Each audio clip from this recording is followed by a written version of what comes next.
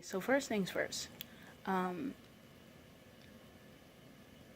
I think that a lot of us, maybe not all of us, because I don't want to put that type of stereotype on our community, but a lot of us come from single parent households, especially single moms. And without throwing our mothers under the bus, a lot of times, depending upon what generation you come from, a lot of our parents are very bitter people. We don't want to say that, but it's true, especially if they're in their 40s, 50s, and 60s and are still not either in relationships, not in committed relationships, or just don't want to deal with that aspect of having a relationship. I feel that our daughters are taught to be good employees with hopes of becoming CEOs, doctors, and lawyers, where there's no more teaching of motherhood. I feel that our sons are taught to have fun as long as they want, and then when they get ready to settle down, which is at the age of about 50, to find a woman who is self sufficient. So you have self sufficient women, men in their, as my children's father likes to call it, second or third childhood, trying to coexist. Now, I don't think that there's anything wrong with a woman being self sufficient. As a matter of fact, I think it's something that's definitely important. But self sufficient to what degree? Financially, I think that's very important for any woman to be self sufficient, because even if you find a man who is able to provide more for you than you can provide for yourself, people don't always stay up. So it's very important to be able to have that balance and that level to know that if something does happen, you can maintain.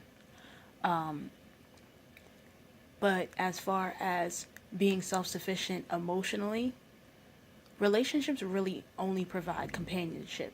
If you are an independent woman and you can make your own money and maintain your own household, cook your own food, drive your own car, what do you really need a man around for other than the security of companionship? There's really nothing else. So then you have men who don't understand emotions and feelings trying to have emotional relationships with one woman. And all their lives, they've been taught to love only one woman, and that's their mother. Like, we have some serious backwards messages being channeled to our children. And even if we don't give those messages, they're seeing it on the television, they're seeing it in their everyday life, and it makes it hard. The other day my son told me, he's 6, so I don't take it real deep right now, but he told me that he wants a daughter, but he doesn't want a wife. So it's okay to have children before making an honest woman with the person that's going to bear that child.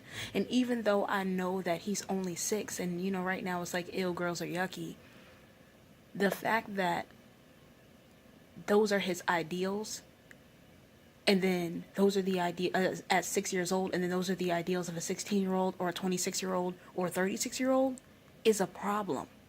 Like, at some point you have to sit your children down and have a real conversation with them and start explaining things that they need to know and understand. I don't want my son going out in the world feeling like it's okay to have 6, 7, 8, 9, 10 baby mamas, but there's something wrong with him wanting to settle down and have one wife. I don't feel that there's anything wrong with having a child in a relationship that didn't work, but understanding that the next go round, when you have a serious relationship, that the ultimate goal is marriage.